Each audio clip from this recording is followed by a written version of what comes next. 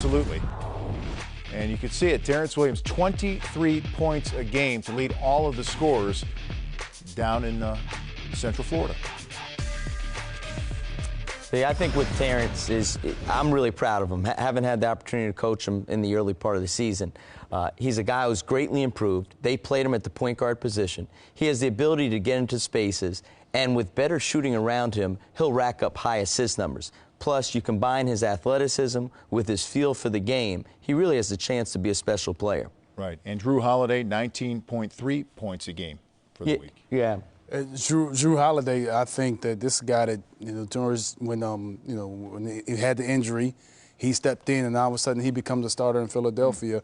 He played well. I mean, the team struggled, but you can see his progress. He continued to improve, and he come in this summer, and he dominated from that position. He was very effective, still playing both ends of the court efficiently. But the one thing that he does have, he still has that size that gives him the ability to play him at the 1 and the 2 and defend the 1 and the 2, which is great for the Philadelphia 76ers. All right, it's always fun to spotlight the class of 2010, and we're going to do that now. And another New Jersey guy leading the way scoring-wise, Damian James of Texas, the class of the class this week. Yeah, I think Damian distinguished himself as one of the better players this week. He's kind of a little bit of a tweener. They played him at 3. He can also play some at 4. Plays extremely hard, competitive, a 4-year player. You see his ability both to play inside and out, and had some high-scoring games and played through some injuries. And the 24th pick, when you take a look at that, you see a 52nd pick up there, a 51st pick. How about that 40th pick?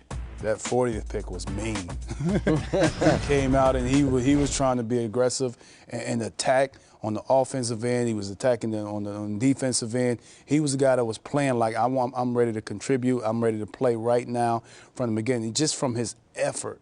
Every time he went out there and he was challenging in his competitive nature, that right there alone, I think, will give him a great look at getting some minutes for the Indiana Pacers. Yeah, always good to get that read in Summer League play, and you can see that sort of tenacity. All right, among the top picks, we had some first-rounders playing there, and Evan Turner, the highest pick. But as we talked about a little earlier, the number 2 pick overall just never really got it on track.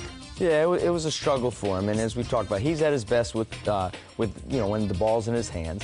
And I think another thing that was disappointing was more his body language, his motor, his energy, just reacting to some disappointments. So I think for him it's a learning experience, as we talked about earlier, and with time I'm sure he'll improve. And there's Orton at 29 overall, 3.2 a game. Orton was a bit of a disappointment this week too. Yeah, I mean, he didn't score. I mean, I think that he's going to be in a situation where if I'm not able to contribute on the offensive end, what else can I do?